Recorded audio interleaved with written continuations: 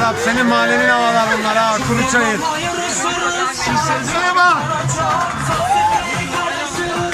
Göz mü o? Köz. Nargileye mi? Sen nasıl bir adamsın? Valla servis Sen nasıl bir kokusu. faydalı bir adamsın? Amcam yatıyor. Ya yatma rakı. Turkish rakı. Rakı.